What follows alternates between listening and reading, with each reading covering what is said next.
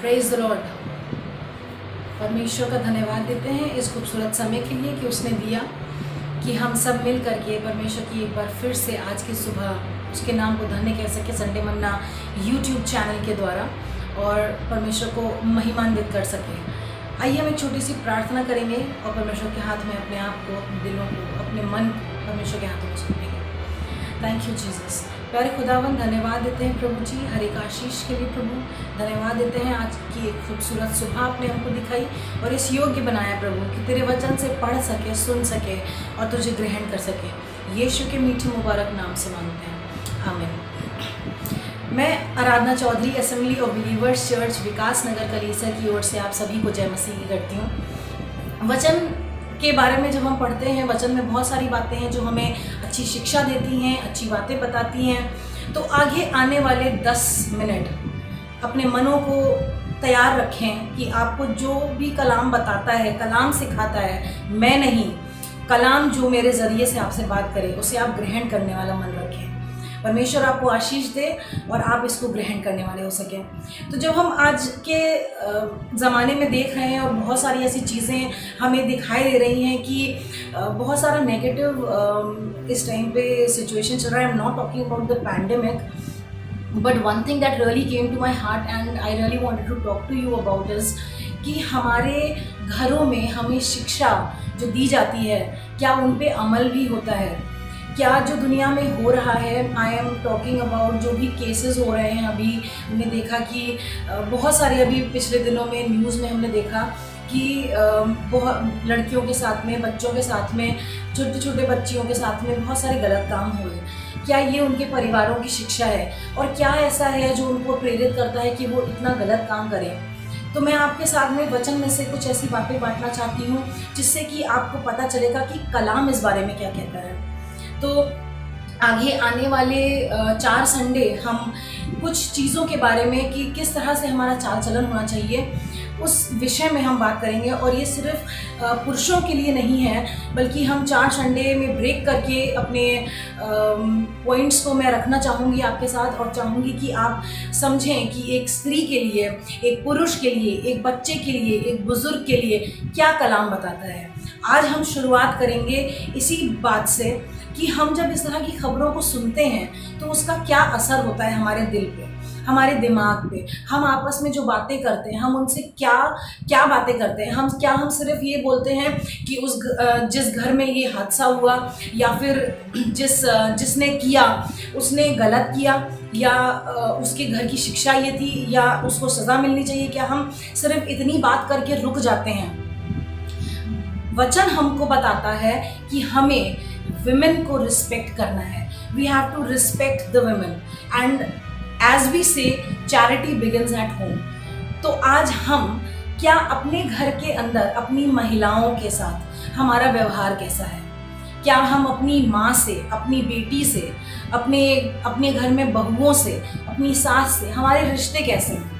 आज हम उसके बारे में बात करना चाहेंगे और मैं आपको बताना चाहती हूँ। Let's start. मैं पहला पत्रस तीसरी पत्री, पहला पत्रस 3 अध्याय उसकी 7वीं आयत में कुछ इस प्रकार से लिखा हुआ है। मैं आपके सामने पढ़ूंगी। हम सब ने पढ़ा होगा ये। यहाँ पे लिखा है, वैसे ही हे पतियों, तुम भी बुद्धिमानी से पत्नियों के साथ जीवन निर्वाह करो और स्त्री को निर्बल पात्र जानकर उसका आदर करो।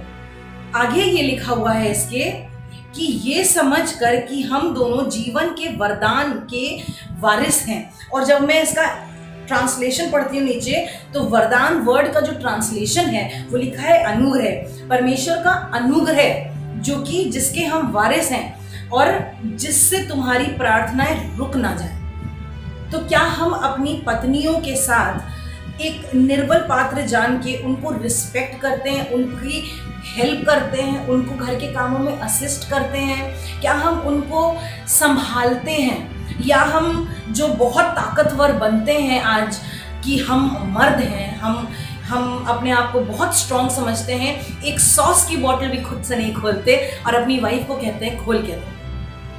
क्या हम छोटे छोटे कामों में अपने आप को समझते हैं कि ये हमारे लिए बहुत गलत है या कम है, हमारी प्रतिष्ठा के हिसाब से बहुत कम है, ये हमें नहीं करना चाहिए, ये आपको कमज़ोर बनाती है। नहीं मेरे भाइयों, आज मैं आपसे बात करना चाहती हूँ कि यहाँ पे इस वर्ष में पत्नियों का साथ देने की बात की गई है, उनको संभालने की बात की गई है। और जो कलाम यहाँ पे कह रहा है कि उनका आदर करो, निर्बल पात्र जानकर उनका आदर करो। Are we respecting our wives today? We need to understand that अगर हम कुछ चेंज लाना चाहते हैं समाज में, अगर हम कोई चेंज लाना चाहते हैं अपनी सोसाइटी में, अगर हम चेंज लाना चाहते हैं अपने नज़रिए में, तो हमें ज़रूरत है कि हम पहले अपने घर में चेंजेस लेकर के आएँ, अपनी ज़िंदगी में चेंजेस को लेकर के आएँ। अगर हम उसमें सफल हो गए तो धीरे धीरे हर परिवार, हर घर में चेंजेस आ जाएंगे और एक सुंदर सुशील समाज बन पाएगा। आगे यहाँ पे था एक पत्नी के विषय में जो कि लिखा हुआ है कि पत्नी का आदर करो। आगे अगर हम पढ़ते हैं तो मैं पढ़ना चाहूँगी लय व्यवस्था की पुस्तक 19वें अध्याय की 3री आयत में कुछ इस प्रकार से लिखा हुआ है, जो मैं आपके सामने खोल के पढ़ देना चाहती हूँ। इसका सिर्फ पहला पोर्शन आज देखेंगे, आगे का हम नेक्स्ट चैप्टर में या नेक्स्ट संडे को हम देखेंगे। यहाँ पे लय व्यवस्था 19 उसकी 3री आयत में लिखा है, तुम अपनी अपनी माता और अपने अपने पिता का भय मानना। पहले पॉइंट पे हम अध्ययन करेंगे। यहाँ पे लिखा हुआ है अपनी अपनी माता का भय मानना और मेरे विश्राम दिन को मानना, मैं तुम्हारा परमेश्वर यहोवा हूँ। और मैं आपको बताना चाहती हूँ यहाँ पे कि हमें ज़रूरत है कि हम अपनी पत्नी का आदर करें, अपनी माता का भय माने, अपने पिता का भय माने। हमारे लिए बहुत ज़रूरी है कि हम स्त्री जाति जो एक बहुत खूबसूरत चीज़ परमेश्वर की सृजी हुई है, परमेश्वर ने अपने हाथों से बनाया, एक मनुष्य की, एक आदमी की पसली में से निकाल के औरत को बनाया।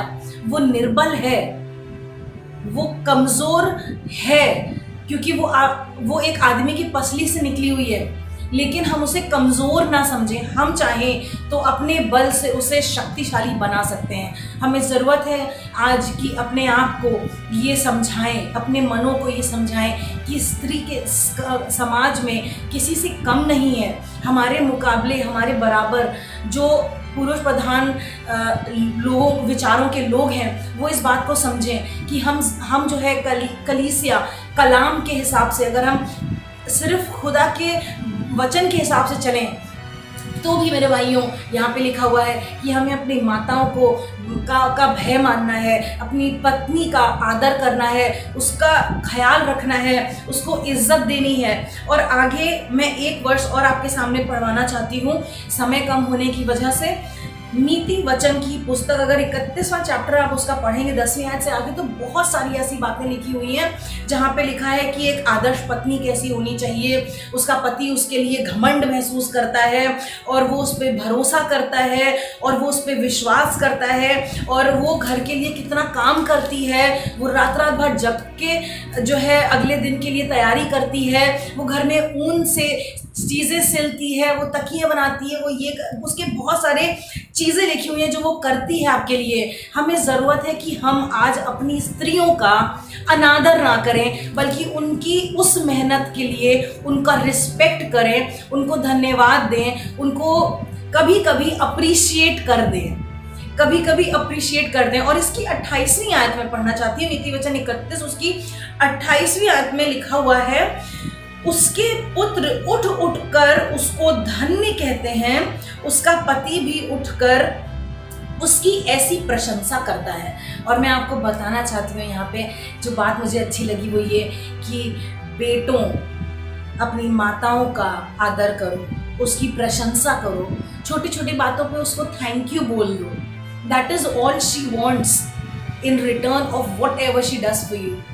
वो बहुत कुछ करती हैं आपके लिए और वो चाहती हैं सिर्फ उसके बदले आप उनको अप्रिशिएट करें। A word of appreciation is also always accepted by everybody. तो क्या हम अपनी माताओं को तुच्छ जान रहे हैं सिर्फ इसलिए क्योंकि वो शायद एक अर्निंग मेंबर नहीं है फैमिली की, या वो शायद उस तरीके से आपकी फाइनेंशियल कंडीशंस या ज़रूरतों को पूरा नहीं करती हैं। हमें समझने की ज़रूरत है कि अगर आपके मैं बच्चों से बात कर रही हूँ कि अगर पिता अगर कमा के ले करके आ रहे हैं घर में सब्जी, तो आप खाली सब्जी नहीं खा सकते जब तक आपकी मम्मा लोग जो है वो अच्छा खाना ना बना के खिलाएं आपको।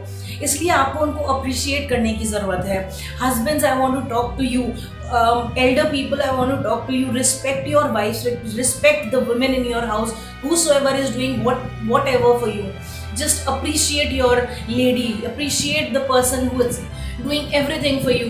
अगले दिन सुबह आप ऑफिस टाइम से पहुंच सकें, उसके लिए वो बहुत मेहनत करती है और शायद आप इस बात को नज़रअंदाज कर देते हैं। लेकिन आपके समय से उठ के ऑफिस जाने के लिए या आपके समय से अपने काम को पूरा करने से पहले जो वो 3 घंटे पहले उठ करके बहुत सारी मेहनत कर रही है, आपको ज़रूरत है कि आप उस चीज़ को कभी कभी अप्रिशिएट करें, कभी थैंक यू कहें, maybe with a rose, with a card, something और the other. These are the social topics that I'm going to pick up and I really want to talk to my people. मैं बोलना चाहती हूँ आपसे मसीहियों, अपने चाल चलन से, अपने रवैये से। अगर हम मत्ती, समय कमी की वजह से मैं आयतें नहीं पढ़वाऊंगी, लेकिन मत्ती 7 में और अगर हम लूका पढ़ते हैं, लूका 6 और 12 में भी चैप्टर्स में डिफरेंट वहाँ पे लिखा हुआ है कि अगर आपने गलत नज़र से किसी को देख भी लिया तो आपने व्यभिचार कर दिया। आपको ज़रूरत है कि आप परमेश्वर से अपने मन को लगाएं, मोहब्बत करें परमेश्वर से, और तब ऐसा नहीं होगा।